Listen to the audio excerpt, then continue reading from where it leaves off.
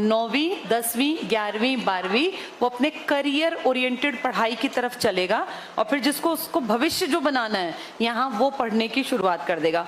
तुम जानते हो नई शिक्षा नीति में आर्ट्स और ये कॉमर्स और साइंस खत्म हो गए, पता चला तुम्हें? अब कोई भी बच्चा कोई भी सब्जेक्ट पढ़ सकता है। आर्ट्स वाला बच्चा केमिस्ट्री पढ़ सकता है, अब नई शिक्षा नीति में ये आ गया। आर्ट्स वाला बच्चा बायोलॉजी पढ़ सकता है, बिजनेस स्टडीज भी पढ़ सकता है। ये पहले बटे हुए थे ना, कॉमर्स अलग, साइंस अलग, ह्यूमैनिटीज। अब ऐसा नहीं है, अब कोई भी कुछ भी पढ़ सकता है। साइंस का बच्चा साइकोलॉजी पढ़ सकता है, कॉमर्स का बच्चा हिस्ट्री पढ़ सकता है, इकोनॉमिक्स तो पढ़ता ही था पहले भी। इसको कह रहे हैं नई शिक्षा नीति। अब ध्यान से सुनो और समझो, पेपर में आ जाएगी ये। कितने से कितने साल के बच्चे कवर कर रही है ये? 3 से और 18। 3 से 18 कितने साल हो गए? 15 साल ना। अब 15 साल देखो कैसे इसने कवर कर दिए। 5 और 4 कितने हो गए? 9। 9 और 3 12 और 3 15। तो बच्चा 3 साल का आएगा और जब स्कूल पूरा करेगा तो कितने साल का हो जाएगा? 18। ये सरकार का नया प्रोजेक्ट है। इस साल से एक्सपेरिमेंट हो रहा है, अगले साल से पूरे स्कूलों में हर तरीके से लागू करवा देंगे। लेकिन इसका नुकसान पता है क्या होगा? आने वाली पीढ़ी के पास जैसे करियर बनाने के लिए कोई एक स्टेबल प्लेटफॉर्म होता है ना। भाई साइंस का बच्चा है, उसने साइंस पढ़ी, उसको लग रहा है यार मुझे ये समझ नहीं आ रही केमिस्ट्री, छोड़ मैं हिस्ट्री पढ़ लेता हूँ। लेकिन जब वो 12वीं के बाद करियर बनाएगा तो दिक्कत आएगी, क्योंकि उसने वो खिचड़ी पढ़ ली। अब वो खिचड़ी आगे जाके फिर अलग अलग ब्रांचेस को कैसे पढ़ पाएगा? जैसे पहले आर्ट्स का बच्चा था तो चलो आर्ट्स वाले काम कर लेगा, कॉमर्स का कॉमर्स वाले, साइंस का या तो भाई साइंस वाले। अब ये ऐसा कर दिया कि 11वीं के बच्चे को अकल तो है नहीं कि मुझे क्या पढ़ना है। वो देखता है इकोनॉमिक्स भी पढ़ लेता हूँ, बिजनेस स्टडीज पढ़ लेता हूँ, केमिस्ट्री पढ़ लेता हूँ, यहाँ से मैं ये मतलब मान लो पॉलिटिकल पढ़ ली ना, तो वो आर्ट्स के सब्जेक्ट के काबिल बन पाया ना साइंस।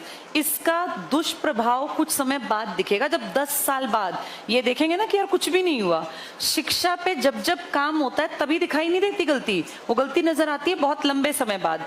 जैसे हमने देखा था जब तुम लोग छोटे थे ना, आज से 12-13 साल में जब तुम स्कूलों में थे बहुत छोटे, 2009 में सरकार एक चीज लेकर आई थी, RTE लागू हुई थी 1 अप्रैल 2010 को।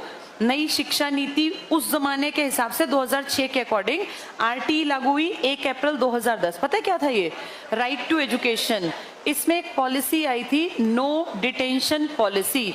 किसी को फेल नहीं करना, पहली से लेके 8वीं तक हर बच्चा पास होगा, चाहे उसको क ख ग भी ना पढ़ना आता हो, 7वीं तक उसको पास करना है।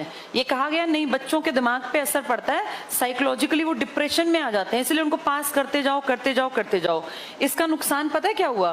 बहुत सारे बच्चे जो शायद दबाव और डर में ही पढ़ सकते थे वो पढ़े ही नहीं। और तुम उस पीढ़ी में पढ़ के आए हो जब ये NDP पूरी तरह से लागू थी। अगर तुम सरकारी स्कूल में गए हो, मैंने तो नौकरी की है इस दौर में जब NDP थी, तुम विश्वास नहीं करोगे पूरे साल बच्चा क्लास में नहीं आता था, लेकिन आप नाम नहीं काट सकते। क्या कहते थे कि फेल नहीं करना, इसको अगली क्लास में प्रमोट कर दो। पूरे साल बच्चा बिहार से आया, उसके पिताजी नाम लिखवा गए दिल्ली के सरकारी स्कूल में, फिर वो कभी आया ही नहीं पूरे साल। कभी अगर वर्दी के पैसे आए तो उसके पिताजी आ गए पैसे लेने, कभी अगर किताबों के पैसे या किताबें बटी या कुछ मान लो कि इस तरह के बहुत सारे पैसे आते हैं दिल्ली में किसी स्टेशनरी के नाम के, तो वो ले गए, बाकी बच्चे के दर्शन कभी नहीं किए। अगली क्लास में प्रमोट करना है, फेल नहीं करना। हमारे टाइम में क्या था, 10 दिन नहीं आया तो फेल कर देते थे उठा के कि क्यों नहीं आया। यहाँ सबको पास किया जा रहा था। ये बच्चे जो अब पास होके निकले ना, ये आंकड़े तो बता रहे हैं पढ़े लिखों के, लेकिन क्या सच में पढ़े लिखे हैं ये? नहीं। और हमारे देश में 10वीं 12वीं में जो बोर्ड खत्म करने की बात कर रहे हैं ना, कह रहे हैं कि 10वीं में बोर्ड ही नहीं करेंगे। आप देखना इसका कितना नुकसान आने वाली पीढ़ी को 10-15 साल बाद दिखेगा। अपना तुम बचपन याद करो, क्या 10th के बोर्ड पढ़ने के लिए कहीं ना कहीं एक मन में नहीं इच्छा पैदा करता है कि बोर्ड का पेपर है पढ़ लूं, अपने आप लगता है ना। अब तुम्हारे भाई बहन जो 9वीं में है, मान लो कोई कजिन, उसको कोई इच्छा नहीं होगी पढ़ने की। और इस बात को मैं 100% श्योर हूं, अगर दबाव ना हो ना तो कितना ही ब्रिलियंट बच्चा हो, पढ़ने का मन नहीं करता किसी का भी। सबको टीवी अच्छा लगता है। ये दबाव है कि अच्छे मार्क्स नहीं आए तो क्या होगा, ये बहुत बड़ी दिक्कत थी। ऐसे ही क्लास 12th में जब तक ये था कि आपके 12th के मार्क्स से कॉलेज में एडमिशन मिलता था दिल्ली में, तो बच्चे जी जान लगाते थे। अब कर दिया टेस्ट कि 12th में कितने ही आए। जब तुम ऐसी खिचड़ी पका के पढ़ोगे कि कोई बायोलॉजी पढ़ रहे हो, फिर हिस्ट्री पढ़ रहे हो, वहां बिजनेस स्टडीज पढ़ रहे हो, यहाँ कुछ और पढ़ रहे हो, तो आपके तो दिक्कत आनी ही आनी आगे। अब तुम तो उस पीढ़ी में से निकल आए, लेकिन जो अब पीढ़ी तैयार होगी ना आज से 10 साल बाद, वो किसी भी चीज में क्लियर नहीं होंगे कि वो क्या पढ़ा है, क्या उनका टारगेट था। तुम उस पीढ़ी के हो जिन्होंने एनडीपी का अवगुण देखा, इसके नुकसान देखे।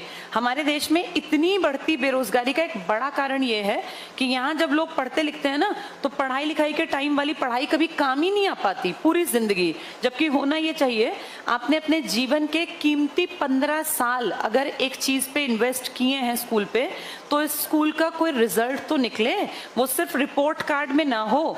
कम से कम कोई ऐसी स्किल इन 15 सालों में बच्चों में जरूर डेवलप कर दी जाए कि वो रोजी रोटी कमाने के लायक बन जाएं। हमारे यहाँ क्या कर रहे हैं, बस मार्क्स मार्क्स मार्क्स। इन मार्क्स के बाद फाइनली क्या है, लगभग सारी जनसंख्या आप देख रहे हो बेरोजगारी। हम दूर नहीं जा रहे, हरियाणा में 37% तो लिखित आंकड़ा कहता है बेरोजगारी की दर है, यानी 100 में से 37 को तो काम मिला ही मिला नहीं है। अगर इस हिसाब से देखें तो फिर ये तो बढ़ते बढ़ते कुछ दिनों में आधे लोग तो खाली, बिल्कुल खाली, ये वो लोग हैं जो चाहते हैं हमें रोजगार मिले, वो खाली बैठेंगे। तो अपनी पढ़ाई लिखाई में बजाय ये इस तरह के काम करने के, सरकार को चाहिए कि पढ़ाई लिखाई को बचपन से ही कुछ ना कुछ रोजगार से जोड़ दे, चाहे वो छोटे लेवल से जोड़ दे।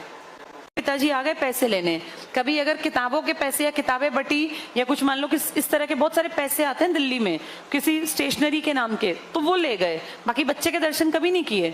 अगली क्लास में प्रमोट करना है, फेल नहीं करना। हमारे टाइम में क्या था, 10 दिन नहीं आया तो फेल कर देते थे उठा के कि क्यों नहीं आया। यहाँ सबको पास किया जा रहा था। ये बच्चे जो अब पास होके निकले ना, ये आंकड़े तो बता रहे हैं पढ़े लिखों के, लेकिन क्या सच में पढ़े लिखे हैं ये? नहीं।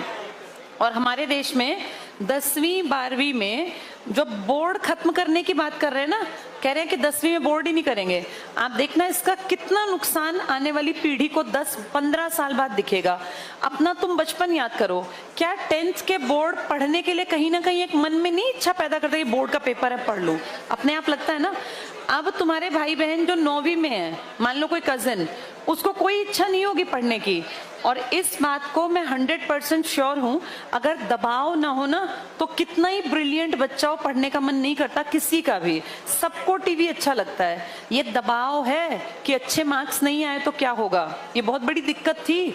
ऐसे ही क्लास 12th में जब तक ये था कि आपके 12th के मार्क्स से कॉलेज में एडमिशन मिलता था दिल्ली में, तो बच्चे जी जान लगाते थे। अब कर दिया टेस्ट कि 12th में कितने ही आए। जब तुम ऐसी खिचड़ी